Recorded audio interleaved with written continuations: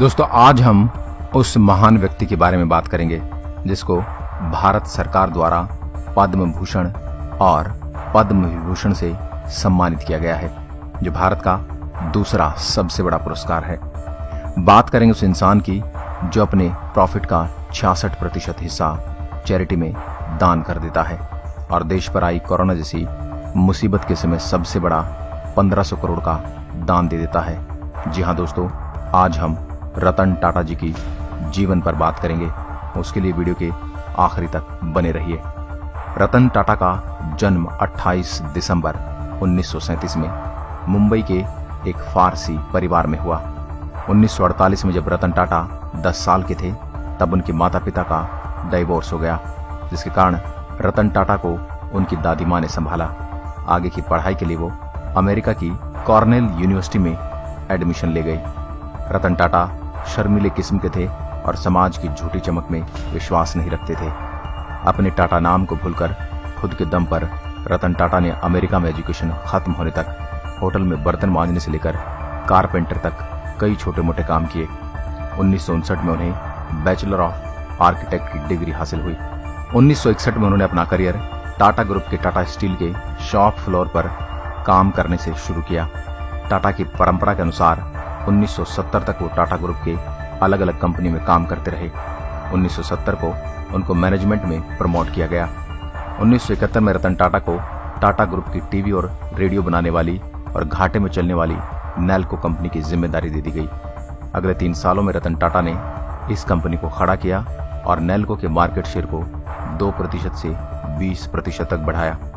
लेकिन देश में लागू हुई इमरजेंसी और उसके बाद आई आर्थिक मंदी के कारण नेल्को कंपनी को बंद करना पड़ा और रतन टाटा के जीवन में आया यह पहला फेलियर था। 1977 में रतन टाटा को टाटा ग्रुप के एक्सप्रेस मिल कंपनी की बागडोर सौंपी गई, जो कि बंद होने के कगार पर थी। रतन टाटा ने इस कंपनी को फिर से खड़ा करने के लिए मैनेजमेंट में 50 लाख इन्वेस्टमेंट करने का प्रस्ताव रखा, लेकिन मैनेजमेंट ने इस प्रस्ताव को ठुकरा दिया। रतन टाटा के जीवन में यह दूसरा बड़ा फेलियर था, लेकिन इससे रतन टाटा ने बहुत कुछ सीखा। 1981 में रतन टाटा को टाटा इंडस्ट्री का अध्यक्ष बनाया गया। 1991 में टाटा ग्रुप ने रतन टाटा को टाटा ग्रुप का चेयरमैन बना दिया, जिसके बाद टाटा ग्रुप और तेजी से बढ़ने लगा। टाटा पहले से ही कमर्शियल और पैसेंजर व्हीकल बनाती थी, पर कार का सपना पूरा करने के लिए रतन टाटा ने 30 दिसंबर 1998 में पूरी तरह से इंडिया में बनी लग्जरी कार इंडिका लॉन्च की। रतन टाटा का यह ड्रीम प्रोजेक्ट था और इसको पूरा करने के लिए उन्होंने बहुत मेहनत की थी, लेकिन ऑटो एनालिस्ट ने इस कार को बुरी तरह से क्रिटिसाइज किया, जिसका नतीजा टाटा इंडिका की सेल पर हुआ। टाटा इंडिका को मार्केट से अच्छा रिस्पांस नहीं मिला और 1 साल के अंदर टाटा इंडिका फ्लॉप हो गई, जिससे टाटा मोटर्स को बहुत नुकसान हुआ। इसके बाद रतन टाटा को अपने फैसले की लेकर तमाम आलोचनाओं का सामना करना पड़ा। तब कुछ लोगों और इन्वेस्टर द्वारा रतन टाटा को इंडिका की वजह से हुई नुकसान की पूर्ति के लिए अपना कार व्यापार किसी और कंपनी को बेचने का सुझाव दिया। फोर्ड कंपनी के साथ रतन टाटा और उनकी साझेदार की मीटिंग करीब 3 घंटे तक चली। फोर्ड कंपनी के चेयरमैन का रतन टाटा के साथ व्यवहार रूखा था। बातों बातों में विल फोर्ड ने रतन टाटा से कहा, अगर तुम्हें कार बनानी आती नहीं थी तो तुमने इस बिजनेस में इतने पैसे क्यों डाले? इस कंपनी को खरीद कर हम तुम पर बहुत बड़ा एहसान कर रहे हैं। यह बात रतन टाटा को दिल पर लगी। वो रातों रात अपने पार्टनर के साथ मिल छोड़कर गए। वो मीटिंग में हुई बात के बारे में अपमानित सा हो रहे थे। उन्हें अब अपनी सक्सेस से विल फोर्ड को जवाब देना था। वापस जाकर रतन टाटा ने अपना पूरा ध्यान टाटा मोटर्स में लगा दिया। सालों तक रिसर्च की और अपनी पूरी जान लगाकर इंडिका का नया वर्जन इंडिका V2 लॉन्च किया। इतने झटके खाने के बाद रतन टाटा का काम एक अच्छी खासी लय में आगे बढ़ने लगा और बेहद मुनाफे का व्यवसाय साबित हुआ। वहीं दूसरी तरफ फोर्ड कंपनी अपने लैंड रोवर की वजह से घाटा झेल रही थी और 2008 के आते आते दिवालिया होने के कगार पर पहुंची। उस समय रतन टाटा ने उनकी लग्जरी कार और लैंड रोवर खरीदने का प्रस्ताव रखा, जिसे विल फोर्ड ने खुशी खुशी स्वीकार किया। विल फोर्ड उसी तरह अपने साझेदारों के साथ टाटा कंपनी के मुख्यालय पर पहुंचे और कभी रतन टाटा विल फोर्ड से मिलने उनके मुख्यालय पर गए थे। रतन टाटा ने जगुआर और लैंड रोवर $2.3 बिलियन में फोर्ड कंपनी से खरीदा। इस बार भी विल फोर्ड ने वही बात दोहराई जो पिछली मीटिंग में रतन टाटा से कही गई थी। इस बार बात थोड़ी पॉजिटिव थी।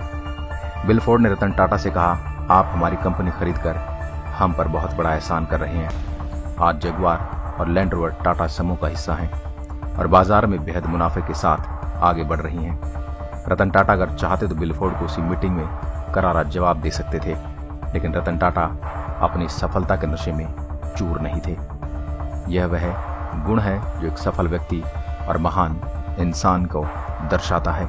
जगुआर और लैंड रोवर की तरह रतन टाटा ने कई कंपनी को खरीदा। सन 2000 में टाटा ने कनाडा की टेटली कंपनी को खरीदा। किसी भी इंडियन कंपनी की फॉरेन कंपनी को टेक ओवर करने वाली यह सबसे बड़ी डील रही। 2004 में साउथ कोरिया की देवू कमर्शियल व्हीकल को रतन टाटा ने खरीदा। इसका नाम बाद में टाटा देवू कमर्शियल रखा गया। 2007 में टाटा ने लंदन की कॉर्स ग्रुप को खरीदा, जो एक स्टील कंपनी थी। इसका नाम बाद में टाटा स्टील ग्रुप रखा गया। 2008 में स्कूटर पर घूमने वाले मिडिल क्लास लोगों का खुद का कार होने का सपना पूरा करने के लिए रतन टाटा ने नैनो कार बनाई। शुरू में इस कार को अच्छा रिस्पांस मिला, लेकिन बाद में एक चीप कार ऐसी इसकी इमेज बनी जिसे टाटा नैनो फ्लॉप हो गई। इंटरनेट की पावर को जानते हुए रतन टाटा ने ऑनलाइन पोर्टल्स में काम किया, जैसे पेटीएम, जियोमी, स्नैपडील, कैश करो, कार देखो, ब्लू स्टोन इत्यादि। 28 दिसंबर 2012 को 75 साल की उम्र में रतन टाटा ने टाटा ग्रुप के चेयरमैन ग्रुप से इस्तीफा दे दिया। रतन टाटा आजीवन कुंवारे रहे। उन्हें किताबों और जानवरों से ज्यादा लगाव है और वो उनके 2 कुत्तों के साथ पुलावा के एक फ्लैट में रहते हैं। टाटा ग्रुप की परंपरा की तरह रतन टाटा ने नीति और मूल्य को पालते हुए अपने 21 साल के करियर में टाटा कंपनी का रेवेन्यू 40 गुना और प्रॉफिट 50 गुना बढ़ाया। आज टाटा ग्रुप की 100 से ज्यादा कंपनियां हैं जो 150 से ज्यादा देशों में चलती हैं और 7 लाख से ज्यादा एम्प्लॉइज उनके साथ काम करते हैं। देश के प्रति जिम्मेदारी और प्यार के लिए टाटा ग्रुप अपने प्रॉफिट का 66% हिस्सा देश को डोनेट करती है। रतन टाटा को कई सारे पुरस्कारों से नवाजा गया है।